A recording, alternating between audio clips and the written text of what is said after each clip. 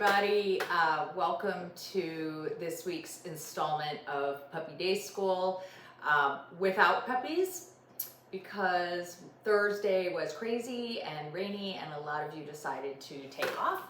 So I do have some individual video clips which will be attached to the end of this segment for each of you that we did on Wednesday, but again, kind of in the pouring rain and with some dogs that weren't super motivated to work. So that is just gonna be what it is.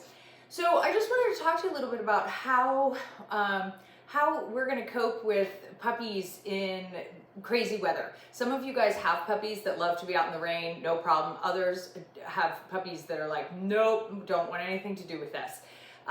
So for those puppies, they're just gonna have to be a little bit miserable, take them out with an umbrella. You can get little raincoats, which helps keeps them dry. It also helps alleviate, first of all, let me just back up and say, I used to kind of giggle at people that put raincoats on their puppies or dogs, and you know, but I'm from Maine, so I was like, this is crazy. However, there is something to be said when you have a lot of fur on a dog and keeping it dry. It certainly makes your life a lot easier in terms of, and I'm always for that, you know, so that's something you might want to consider on these rainy days if you are going to get out and about for walks. The other thing I want to talk about is how to entertain your puppy, because, you know, they're going to be inside a lot more than they might normally on really nice days. So let's look at the fact that mental stimulation is tiring for a dog. So yay for dog training. Working on any kind of activities that we've been practicing for brief periods, 5 minutes here and there throughout the day, that does tire your puppy out. Not in the same way elevated heart rate would, but it certainly does help.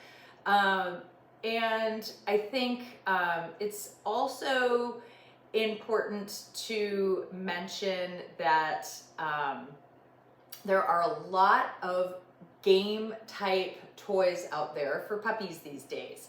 So if you go on the internet and you know, Amazon, whatever, and type in puzzle toys for dogs, you're gonna see lots of different things that require from things that you put treats in and your puppy has to slide pieces on a board around, to simply getting a toy that dispenses their food. So how about taking mealtime that might normally take 3 or 4 minutes for your puppy to gobble down and putting it in some kind of receptacle that they have to roll around or tug on a string and little pieces of kibble fall out. I'm a huge fan of anything that, again, uses brain cells and takes up time. That mental stimulation is awesome. So look around for things like that. Simply doing things like hiding toys around your house, that places where the puppy's allowed to go, maybe with a couple pieces of treats underneath it, so they're encouraged to go investigate and look for things. You know, put a little throw pillow over a couple treats so your puppy has to nose around to find it. Those are really great things. And in addition to that, what I would love for you to set as a goal for the next couple weeks is go on YouTube. Look up training dog tricks. I want you to pick one trick that you teach your puppy. It's a really fun way to work with your puppy that seems, it's hard, let's be honest. I mean, it's hard to do, you know, continue to do repetitions of down and things like that. But it's fun to teach high five. It's really fun to teach. There's one trick that's called I'm So Ashamed, and it teaches your puppy to put their little nose and head under like a pillow or a blanket. Like, oh, I'm so sad. If you have a puppy that loves to stretch in the morning, that's called Take a Bow. And we can put that on cue and reward for it. It's very similar to teaching it down. There's lots of fun little tricks that are not difficult, but again, engage you with your dog in a different way. So I challenge you to do that, to go find, you know, again, there's so many good trainers that have clips on YouTube about how to teach different things to puppies. So one of them that I love is called Kiko, K-I-K-O, Pup, Kiko Pup. Look her up, she's insane. And she has so many video clips and teaches lots of different things. So she might be a good one to look up. So let's focus this week on, you know, continuing with all your foundation games, continuing with stuff where we can, given the weather.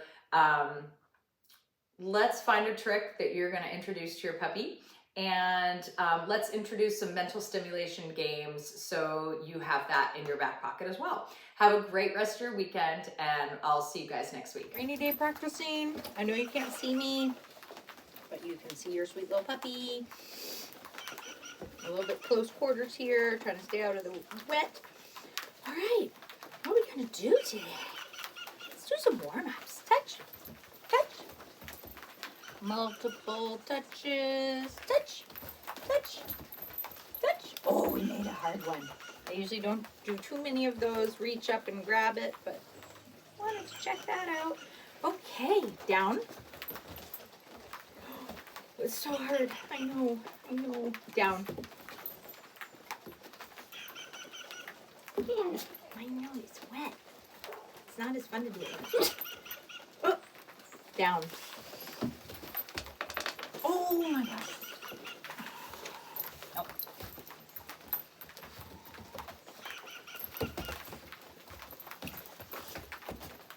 Down.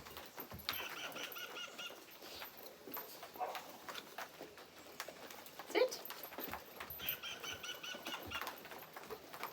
Down. Yes.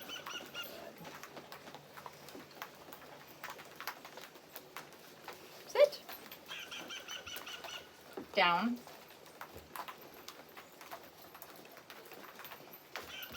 Yes.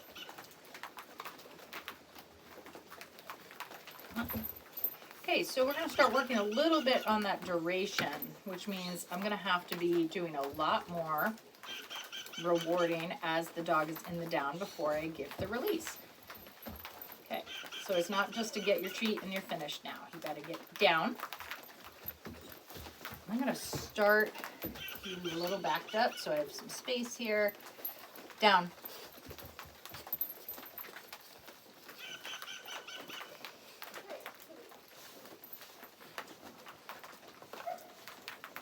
So in the beginning, I'm just going to do really consistent treating as the dog is down. Ah!